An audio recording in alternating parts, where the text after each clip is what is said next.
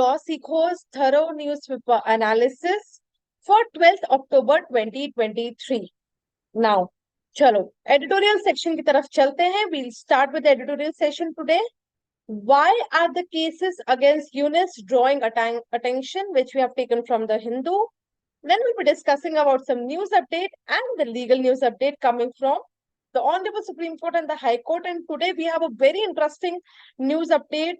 So do watch it and read it. Chale. Now, why are the cases against Yunus drawing attention? Now, first of all, the first question which arrives at everybody's mind, that who is Mr. Yunus? Dr. Muhammad Yunus is a Nobel laureate. Okay. So Dr. Muhammad Yunus is a Nobel laureate who received the Nobel Prize in 2006 when Sheikh Hasina was out of power and Bangladesh was being ruled by military-backed caretaker government. Okay. So we have US playing the role in this particular editorial. We have the politics and the politicians of Bangladesh and Mr. Yunus. Now, let us understand the context first.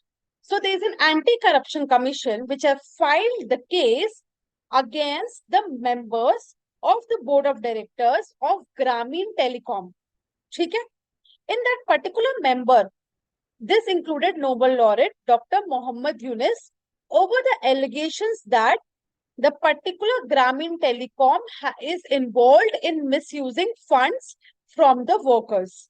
Okay, this is the context.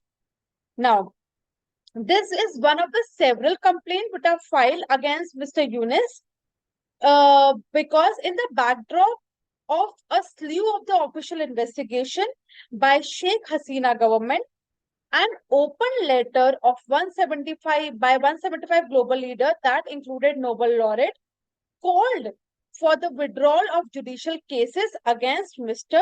Yunus. So there is a corruption commission and who has filed a case against the Grameen Telecom, which included Nobel laureate.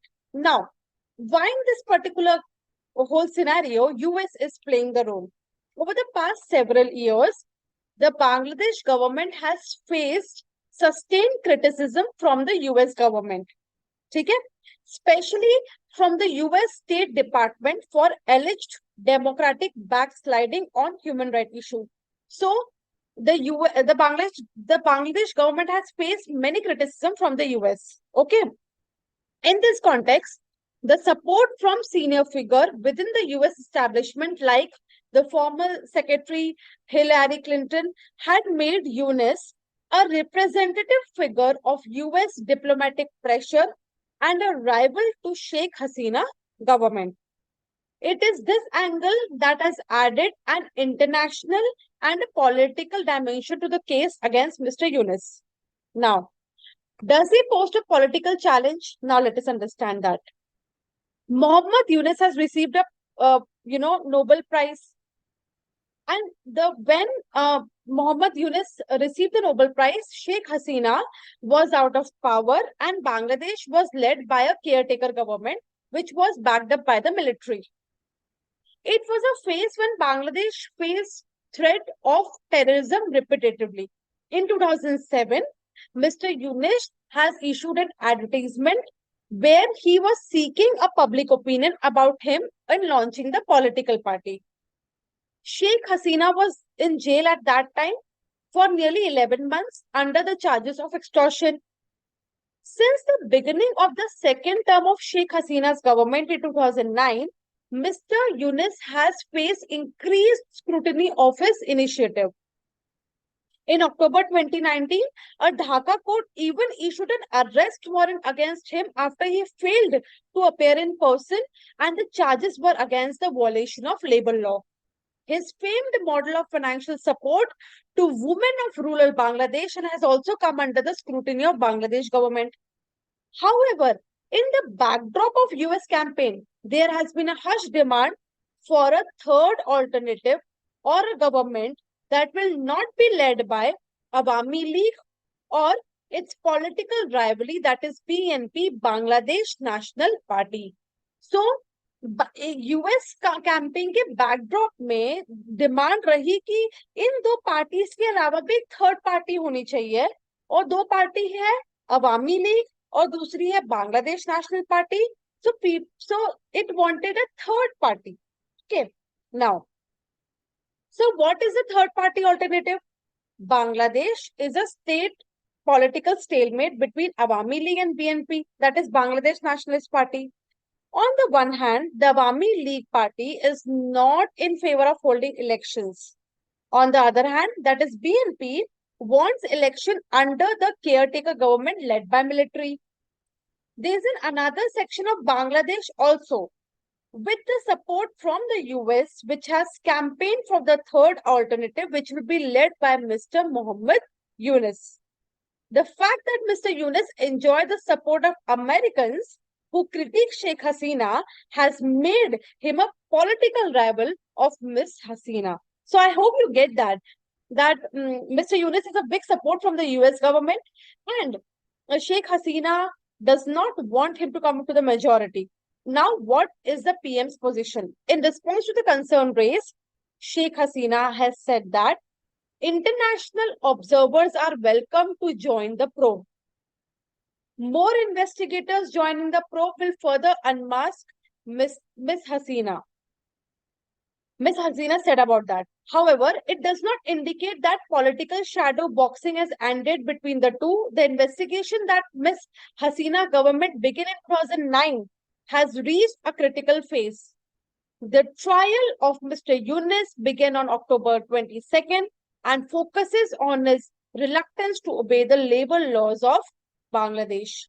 Various outfits like Department of Inspection for Factories and Establishment are involved in taking the cases forward. Charges against Yunus include failure of Grameen Telecom in regularizing 101 staff members and a workers' welfare fund.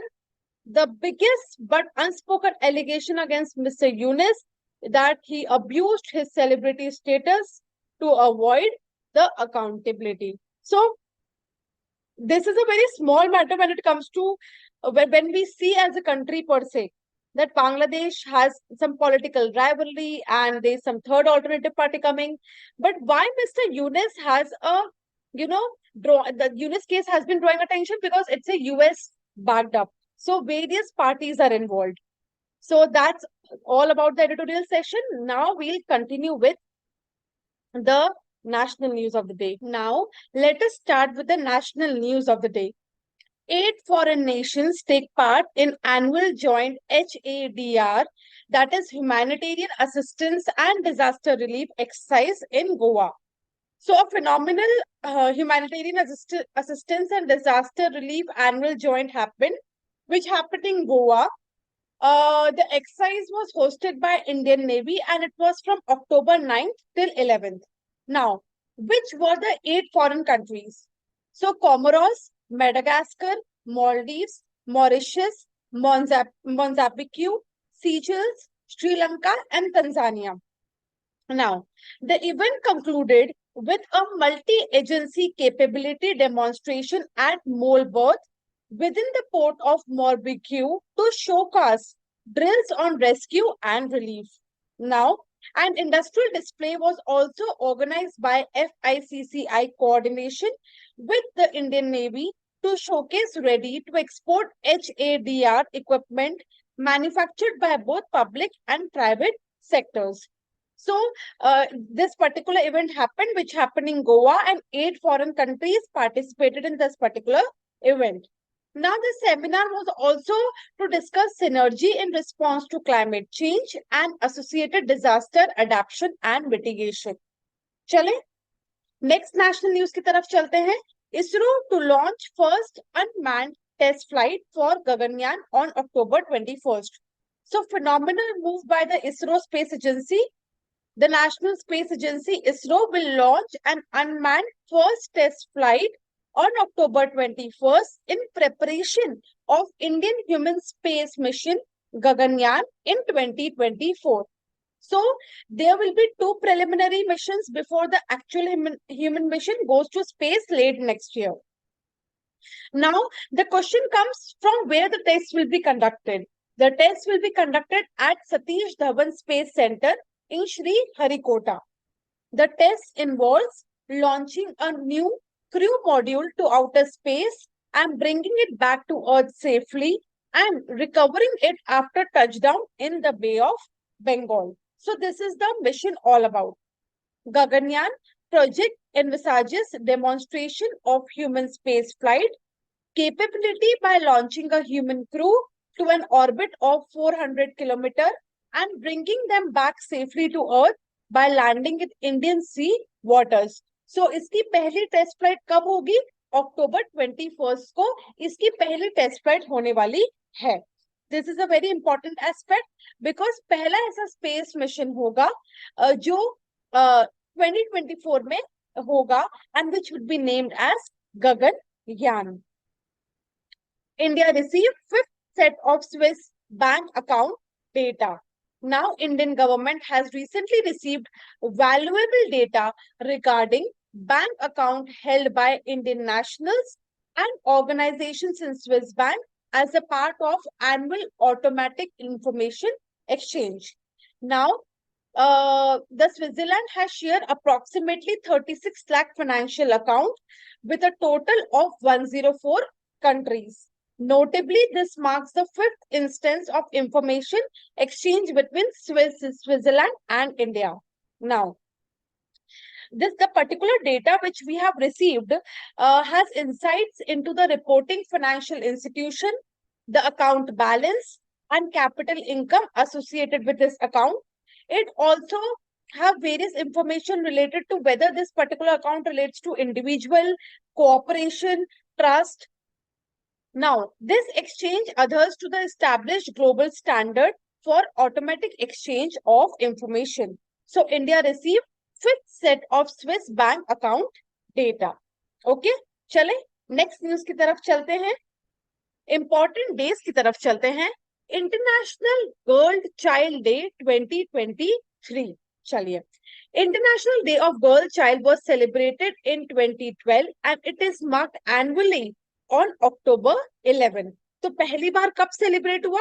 2012 में और इसका annually कब celebrate होता है? अक्टूबर 11. This year it fell on Wednesday. अब जब भी हम important days पढ़े तो please do remember their themes as well. Whenever you read important days, please remember the theme also. So invest in girl rights, our leadership, our well-being, according to the official website of United Nations. अब हम इसकी history की तरफ चलते हैं. In 1995, country unanimously adopted the Beijing Declaration and Platform for Action at the World Conference on Women in Beijing. It was a progressive blueprint ever for advancing the rights of women and girls. Okay? The Beijing Declaration became the first policy to specifically call for the rights of the girl child. Meanwhile, the 2030 Agenda for Sustainable Development and its 17 Sustainable Development Goals embody a roadmap for sustainable growth. Achieving gender equality and women's empowerment is integral to this 17 goals. ठीक है? Now, 2011 में 19 December, United Nations General Assembly adopted a resolution to declare October 11 as the International Day for the Girl Child. तो theme क्या थी इस बार की? Invest in girls, right our leadership, our well-being. तो अक्टूबर 11 को याद रखिएगा. Russia fails to rejoin UN Human Rights Council.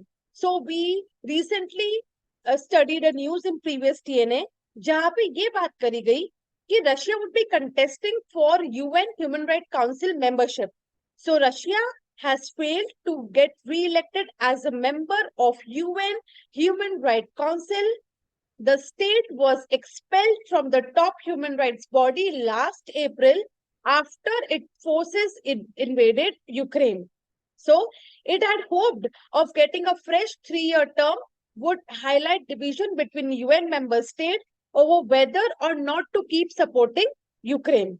Now, Russia received 83 votes in favor from the UN 193 General Assembly members, while Bulgaria got 160 and Albania got 123. The council will consist of the following countries from 2024 for 3 years. That is Albania, Brazil, Bulgaria, Burundi, China, the Ivory Coast, Cuba, Dominican Republic, France, Ghana, Indonesia, Japan, Kuwait, Malawi and Netherlands. Now, ये particular organization के बारे में भी पढ़ते हैं because it is very important. This particular organization and council was created by General Assembly on 15th March 2006, replacing the Commission on Human Rights. The council held its first session from 19th to 30th June 2006. Now, इसके member state की बात करते हैं. There are 47 member states which are elected by majority of members of the General Assembly of the United Nations through direct and secret ballot. Now, seats कैसे distributed है? African state had 13 seats, Asia Pacific 13 seats, Latin America and Caribbean states 8 seats, Western European and other states 7 seats, and Eastern European states 6 seats. ठीक है? तो Russia fails to rejoin UN Human Rights Council. Euro 2028, the UK and Ireland will bid to host football tournament. These are the stadiums involved. UK and Ireland will host Euro 2028 with all 5 nations hosting matches throughout Europe's premier international men's football competition. ठीक है? Now, a Tuesday decision means England will be involved in running a Euro for the 3rd time after hosting Euro 96 solo and being one of the 11 countries involved in staging the continent-wide Euro 2020. So UK and Ireland will bid to host football tournament Euro 2028. These are the sports news for international domain. Now, first Gandhi Museum in North America opens in Houston. It's a very phenomenal and a groundbreaking news that Mahatma Gandhi's museum in North America opens in Houston, USA. This is the first museum in North America. The museum is now open for public. The museum aims to promote and preserve the legacy of Mahatma Gandhi, who is called Apostle of Peace. The museum will be officially opened by August 15. The grand ribbon cutting ceremony took place on October 2nd, which marked the 154th birth anniversary of Mahatma Gandhi. Okay, now, TNA question of the day, please do comment us on the comment section. When did Mahatma Gandhi return to India from South Africa? And when did the Chauri Chaura incident take place? Do tell me in the comment box. Chale, next international news की तरफ चलिए.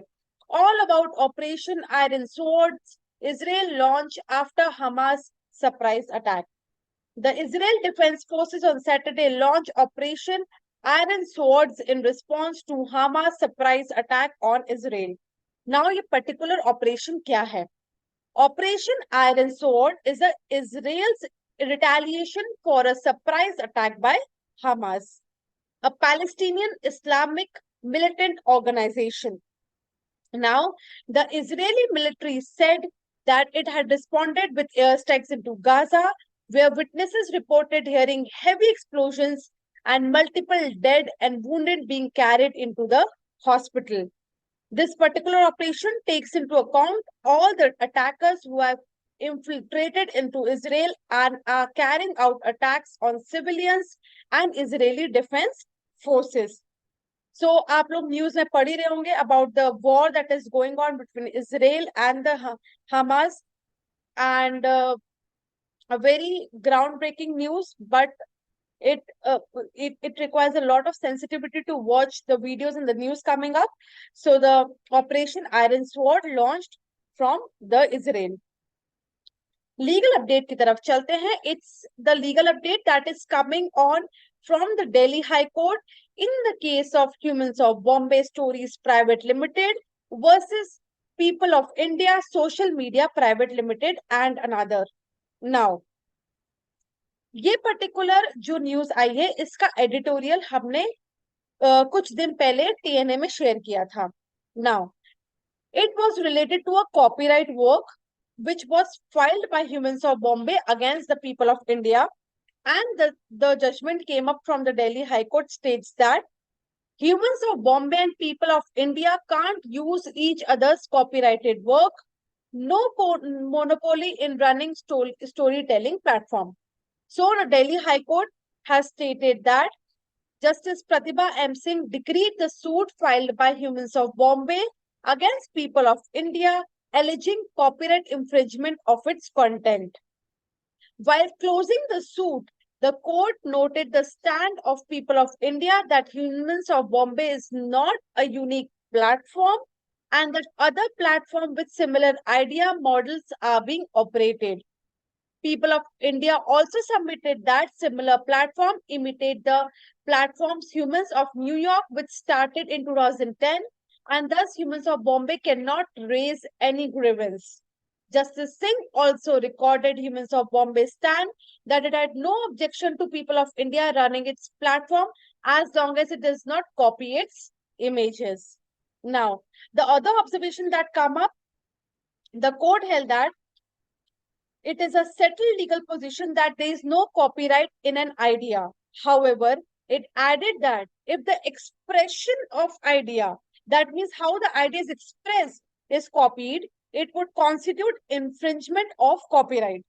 The court said there cannot be any monopoly in running of storytelling platform and that such platform ought to adopt their own creative expression to communicate and disseminate their stories. So it comes from a Delhi High Court. Justice Pratibha M. Singh decreed this particular suit. If you want to understand more about this particular issue that held between Humans of Bombay and people of India, do watch our previous TNA. We have covered the long story about it, and it's a very phenomenal move on copyright issue.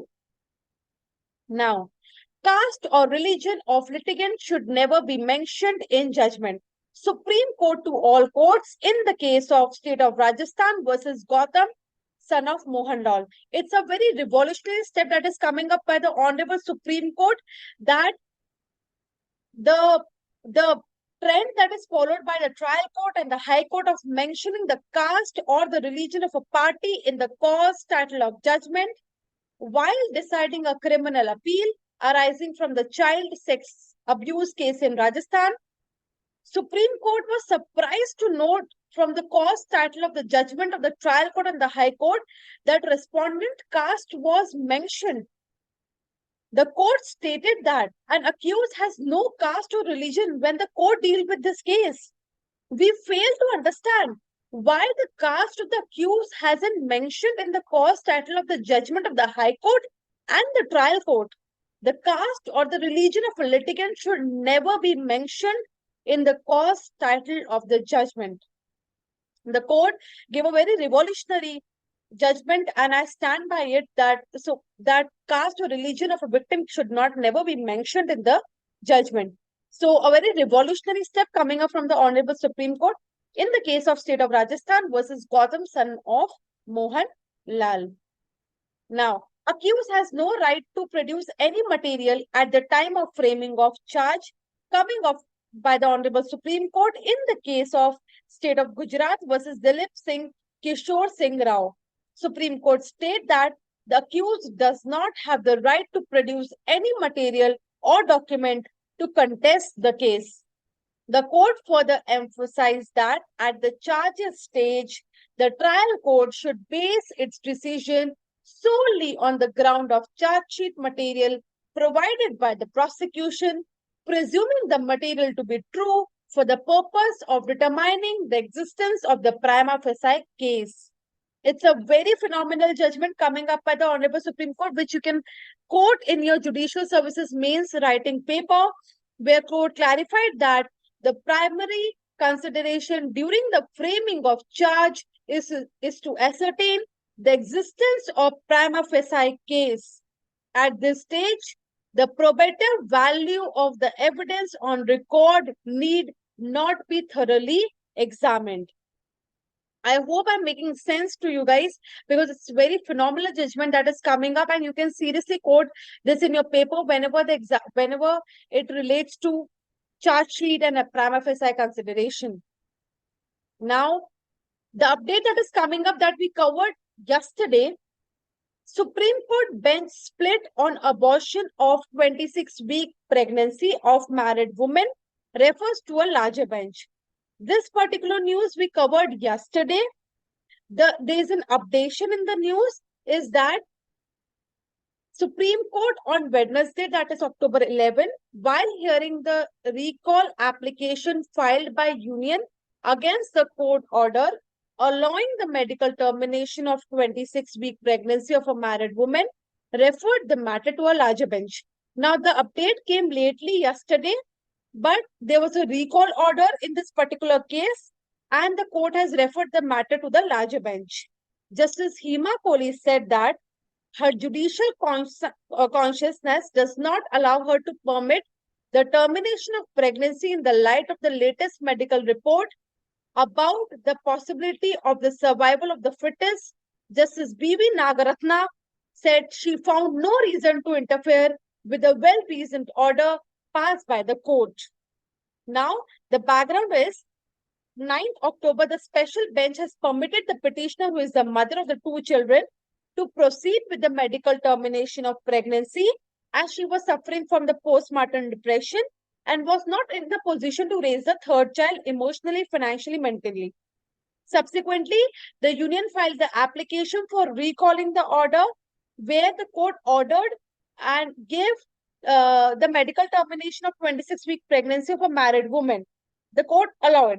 But in a recalled order, the court referred this matter to a larger bench, and this matter was discussed. So we'll keep you posted about what happened to the larger bench and how the case moved further. That's all for the today's news update and the legal news. Thank you for watching and take care.